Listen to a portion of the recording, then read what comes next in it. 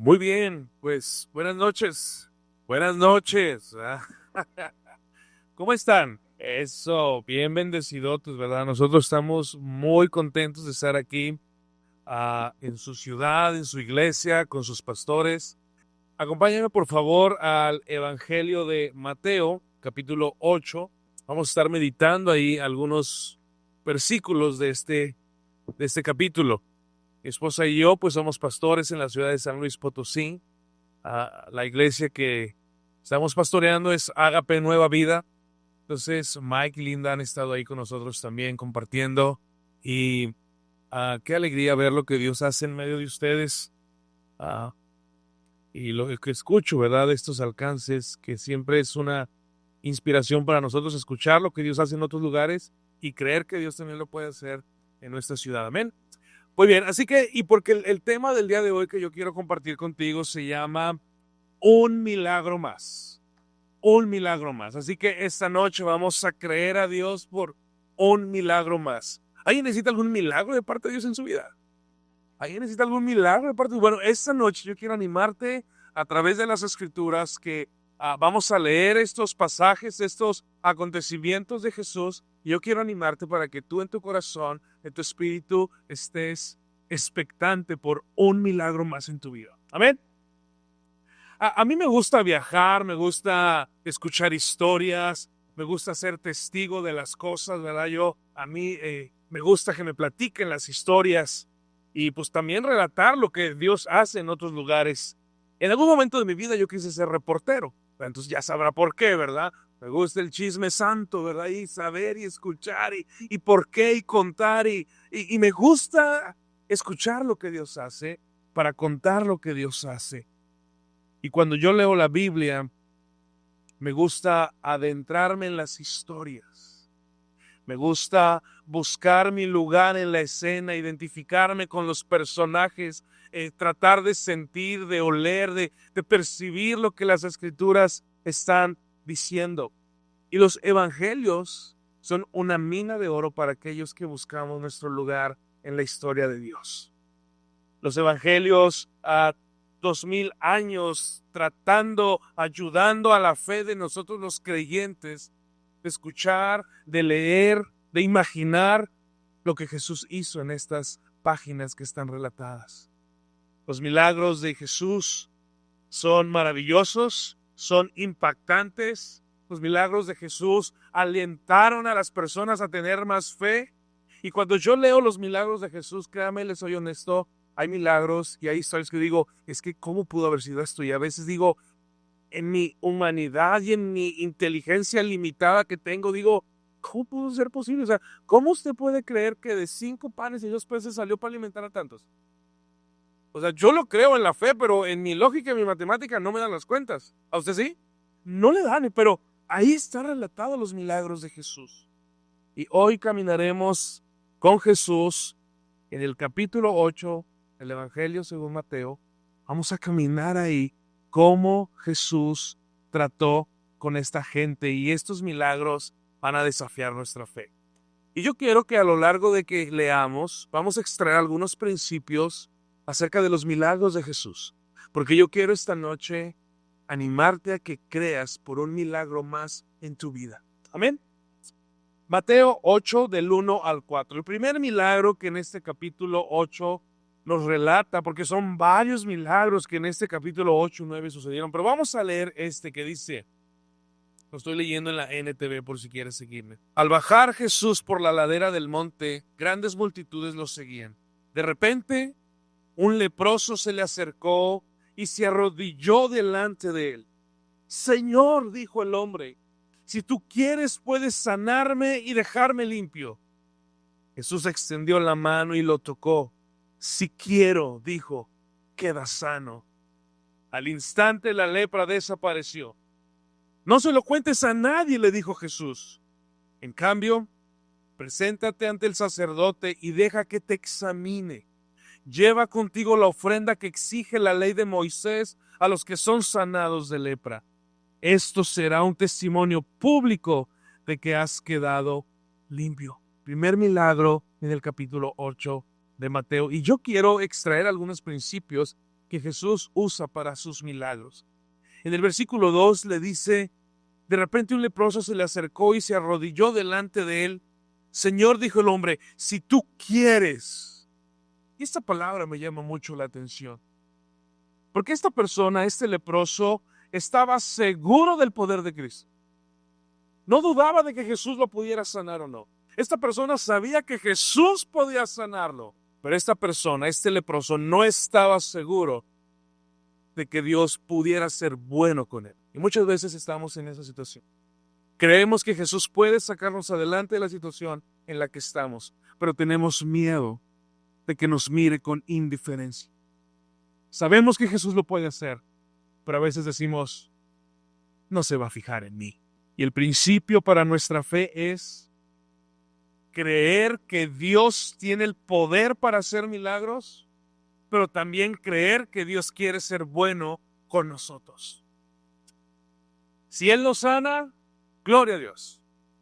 Si Él no nos sana, gloria a Dios, porque el milagro vendrá de otra manera. Y aquí quiero ser un poco incisivo, punzante en nuestro pensamiento.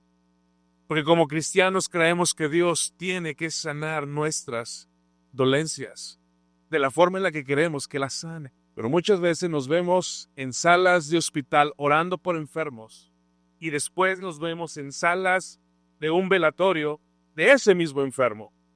¿Y qué pasó? ¿Dios no tuvo el poder? ¿Dios no quiso sanarlo? ¿Qué pasó?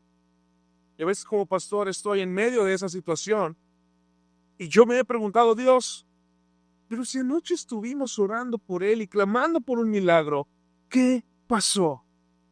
El Señor me enseñó que su milagro no siempre vendrá a través de cómo yo lo quiera tener. Porque el milagro del Señor también viene a través de su consuelo. También viene a través de su sostén para nuestra vida. Viene a través del impulso. Viene a través de la corrección. Su milagro puede ser manifestado a nosotros de cualquier manera. Y en el versículo 4 dice, no se lo cuentes a nadie, le dijo Jesús. Porque Jesús estaba interesado en que la gente no se centrara en los milagros, sino en su mensaje. Y estamos estudiando que Jesús quiere hacer milagros en nuestra vida. Y esta noche yo quiero animarte a que tú creas que Jesús puede hacer un milagro en tu vida. Pero tenemos que estar abiertos, flexibles, agradecidos, expectantes de la manera en la que Él hará el milagro en nuestras vidas.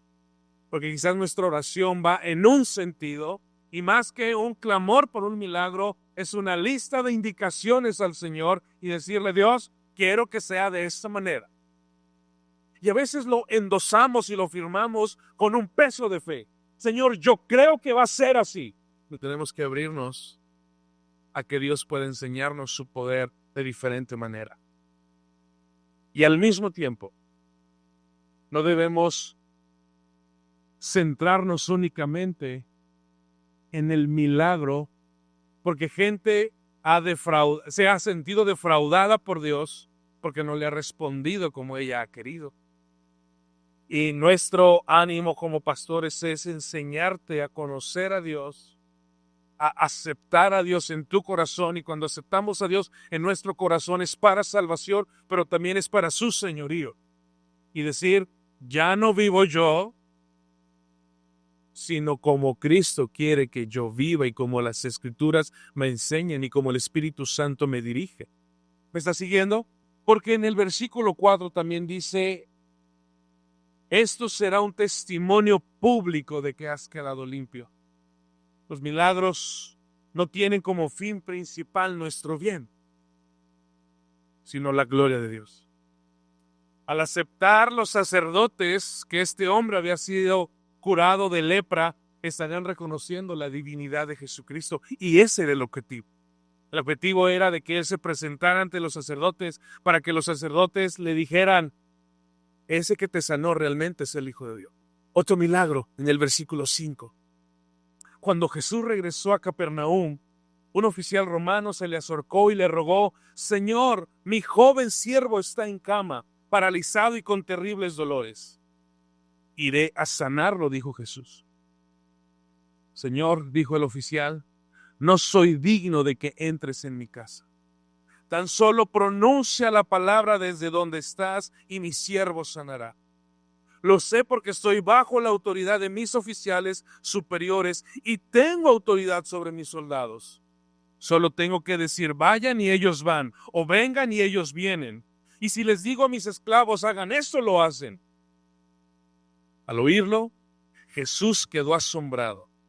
Se dirigió a los que le seguían y dijo, les digo la verdad, no he visto ninguna fe como esta en todo Israel.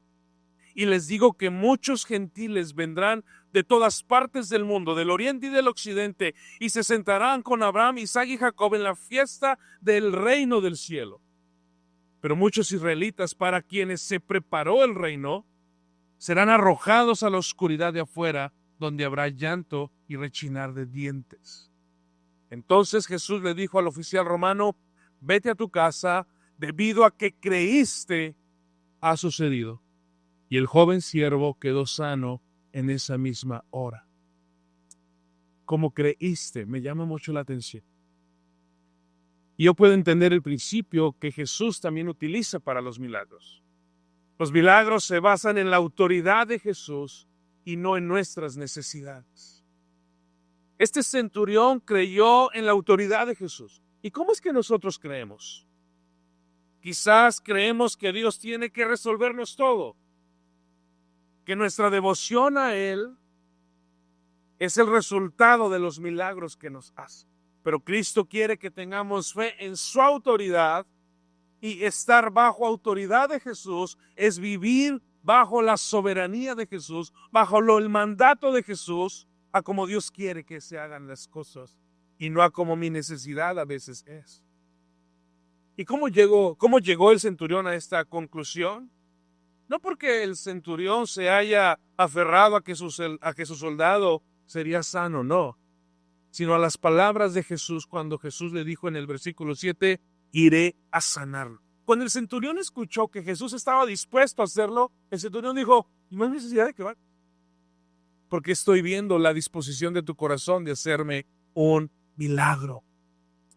Pero este hombre y este principio para los milagros es saber que Jesús es soberano por encima de nuestras necesidades. ¿Un milagro más? ¿Me acompaña? Versículo 14. Cuando Jesús llegó a la casa de Pedro, la suegra de Pedro estaba enferma en cama con mucha fiebre. Jesús le tocó la mano y la fiebre se fue. Entonces ella se levantó y le preparó una comida. Aquella noche le llevaron a Jesús muchos endemoniados. Él expulsó a los espíritus malignos con una simple orden y sanó a todos los enfermos. Así se cumplió la palabra del Señor por medio del profeta Isaías, quien dijo, se llevó nuestras enfermedades y quitó nuestras dolencias. O sea, lo estamos leyendo de corridito, pero trata de imaginarte lo que pudo haber sido aquella noche. O sea, la suegra de Pedro es sanada, en ese momento se para, le traen endemoniados, Jesús saca a los demonios, le traen los enfermos, Jesús sana a todos. Una noche memorable para todos los que estaban ahí. Pero el versículo 15 me da otro principio para los milagros. El versículo 15 dice, Jesús le tocó la mano y la fiebre se fue. Entonces ella se levantó y le preparó una comida. Un milagro nos debe llevar a la gratitud a Dios y el servicio a los demás. Así que, si tú has experimentado algún milagro en tu vida, no seas mala onda y empieza a hacer algo que exprese tu gratitud hacia Dios y en servicio hacia los demás. Tenemos que aprender a vivir sabiendo de que somos deudores de todo el favor que Cristo ha dado a nuestras vidas.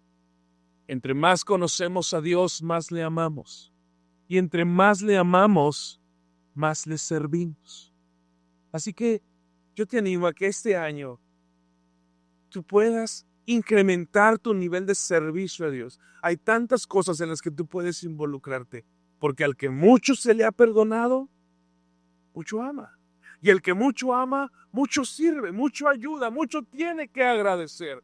Y una de las tantas formas de mostrar nuestro agradecimiento a Dios es servir a Dios. Así que este año tienes que incrementar tu nivel de servicio a Dios. Y eso te va a representar en muchos casos cambios en tu vida que tú tienes que hacer. Da el paso para tomar decisiones que cambien tu estilo de vida para incrementar tu servicio a Dios. Amén. Un milagro más. Acompáñame del versículo 23. Luego, Jesús entró en la barca y comenzó a cruzar el lago con sus discípulos. De repente se desató sobre el lago una fuerte tormenta, con olas que entraban en el barco, pero Jesús dormía. Los discípulos fueron a despertarlo. Señor, sálvanos, nos vamos a ahogar, gritaron. ¿Por qué tienen miedo?, preguntó Jesús. ¿Tienen poca fe? Entonces se levantó y reprendió al viento y a las olas, y de repente hubo una gran calma. Los discípulos quedaron asombrados y preguntaron, ¿quién es este hombre? Hasta el viento y las olas lo obedecen. Versículo 26 me enseña otro principio para los milagros. ¿Por qué tienen miedo?, preguntó Jesús. Tienen poca fe. Los milagros de Jesús siempre responden a su plan y a su voluntad. Eso lo hemos aprendido. Aunque no haya fe en nosotros. Jesús mostró un milagro de calmar la tormenta, aunque los hombres no tenían fe. Jesús va a hacer milagros en tu vida aunque no tengas fe. Por el simple hecho de que Él quiere mostrar su poder en tu vida y en la vida de los demás. ¿No te da gusto que los milagros de Dios no dependen de si le echas ganas o no le echas ganas? Jesús quería pasar al otro lado del lago, porque tenía planes para hacer allá, como los vamos a leer ahorita, y usó este milagro para alentar la fe de sus discípulos. Jesús iba a llegar al otro lado. Jesús quería llegar al otro lado. Esa barca no se iba a hundir. No porque los hombres le echaran muchas ganas, porque vemos aquí que no le echaron ganas en orar. No tenían fe. Jesús decía, ok, chicos, miren, yo tengo que llegar, porque allá tengo más chamba que hacer. Hombres de poca fe, a ver, vientos, cálmense porque yo tengo que llegar. ¿Te fijas? Los milagros de Jesús son para que su plan y su proyecto y sus propósitos se cumplan. Y en el camino alienta nuestra fe, como pasó en estos hombres. Un milagro más. Versículo 28. Cuando Jesús llegó al otro lado, esta era la razón por la cual Jesús calmó la tormenta. Cuando Jesús llegó al otro lado del lago, a la región de los Gadarenos, 2 hombres estaban poseídos por demonios. 2 hombres que estaban poseídos por demonios salieron a su encuentro. Salían de entre las tumbas y eran tan violentos que nadie podía pasar por esa zona. Comenzaron a gritarle, ¿por qué te entrometes con nosotros, Hijo de Dios? ¿Has venido aquí para torturarnos antes del tiempo establecido por Dios? Sucedió que a cierta distancia había una gran manada de cerdos alimentándose. Entonces los demonios suplicaron, si nos echas afuera, envíanos a esa manada de cerdos. Muy bien, vayan, les ordenó Jesús. Entonces los demonios salieron de los hombres y entraron en los cerdos, y toda la manada se lanzó al lago por el precipicio y se ahogó en el agua. Los hombres que cuidaban a los cerdos huyeron a la ciudad cercana y contaron a todos lo que había sucedido con los endemoniados.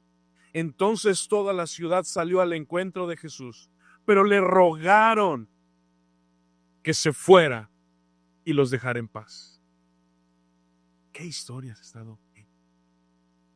¿No te emociona y no te dices, o sea, Jesús está sanando a estos endemoniados, está expulsando los espíritus, se están metiendo a los cerdos se están suicidando y la gente le dice, vete de nosotros, déjanos en paz. Y del versículo 34 me llama la atención que le rogaron que se fuera y los dejara en paz. Y aquí tengo otro principio que pasen los milagros. Ser testigo de los milagros de Dios confronta nuestra fe. Nos puede llevar al compromiso total o al rechazo total. ¿Por qué? Porque ya no queda duda de su poder. Cuando estos hombres están viendo el milagro que Jesús está haciendo en estos dos hombres, y están viendo, imagínate, yo no sé si se oyó un grito que salió de estos endemoniados, yo no sé el gritadero que traían los cochinos, o sea, yo no sé qué pasó. O sea, tuvo que haber sido tan impactante ver una manada de cerdos suicidándose y echándose a nadar, y pues obviamente no nadaron, porque la prueba está que se murieron.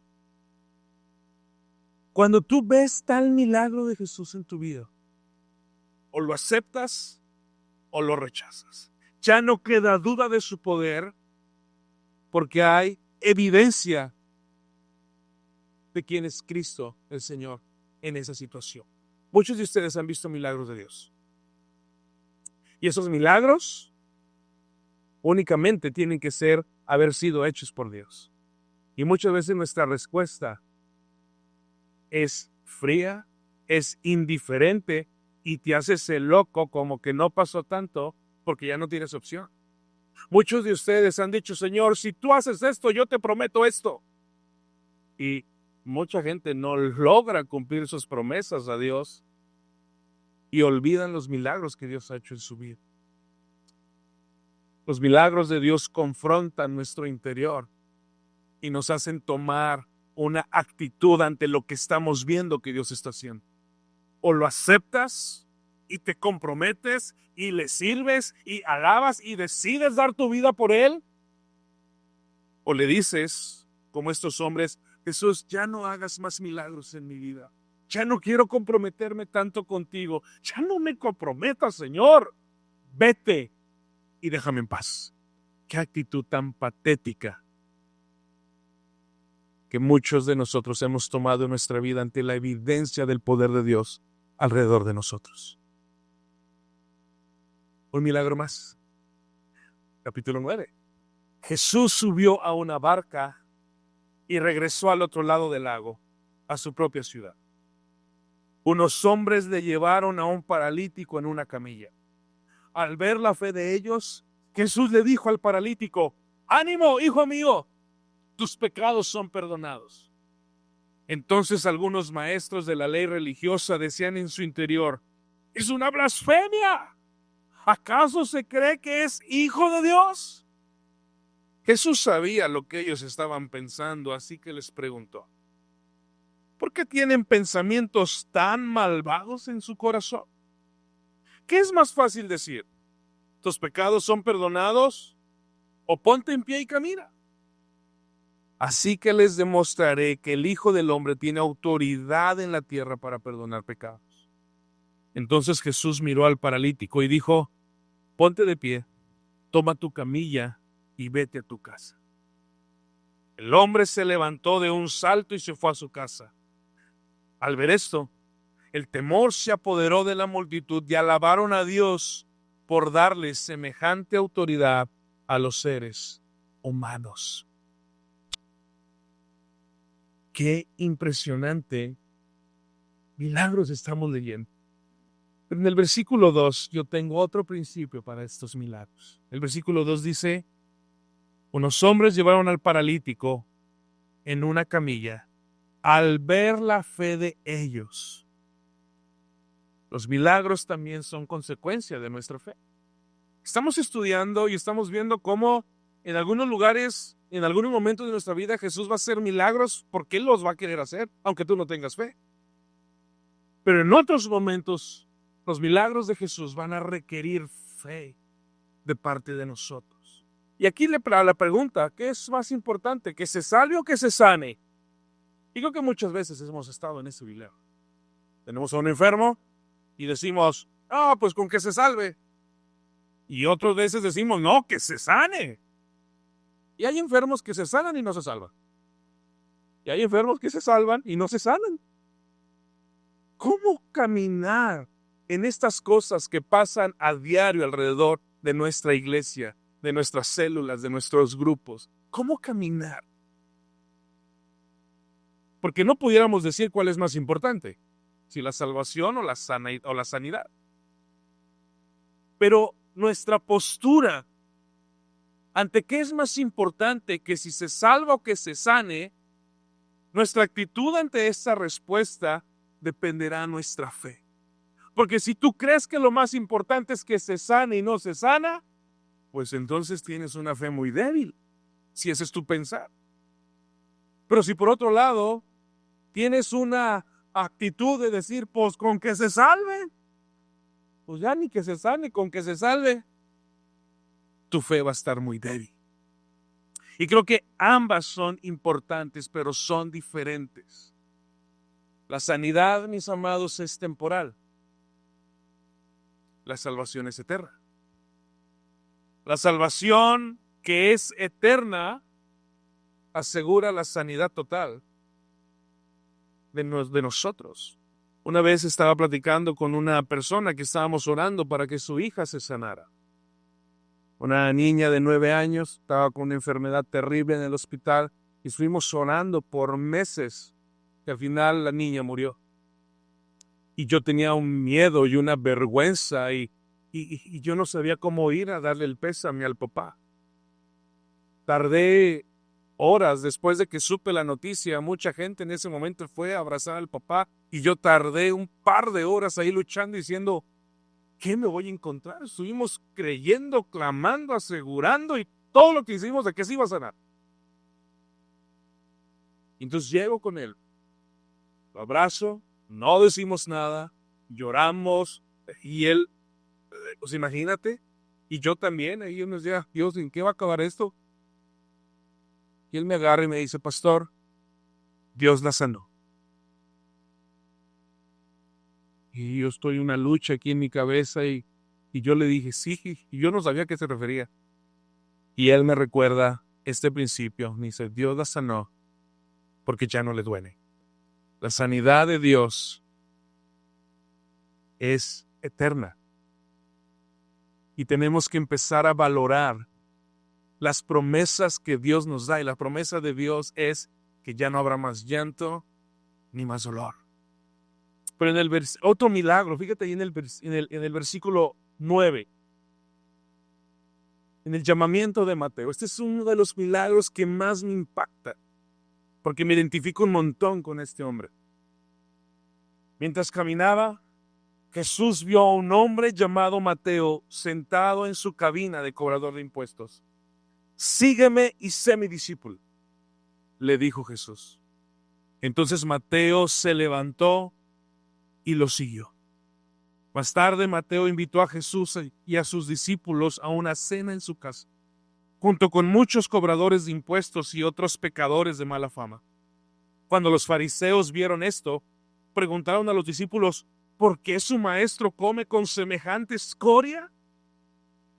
Cuando Jesús los oyó, les dijo, la gente sana no necesita médico, los enfermos sí. Luego añadió, ahora vayan y aprendan el significado de la siguiente escritura. Quiero que tengan compasión, no que ofrezcan sacrificios, pues no he venido a llamar a los que se creen justos, sino a los que saben que son pecadores. Y el versículo 9 me da otro principio. Jesús le dice, sígueme y sé mi discípulo. Entonces Mateo se levantó y lo siguió. Los milagros de Jesús también actúan en nuestro interior. El ser discípulo de Jesús ha sido el mayor milagro que yo pueda reconocer en mi vida. Jesús logró quitar mis deseos y me dio sus propósitos. Y ese es el mayor milagro que yo he experimentado en mi vida.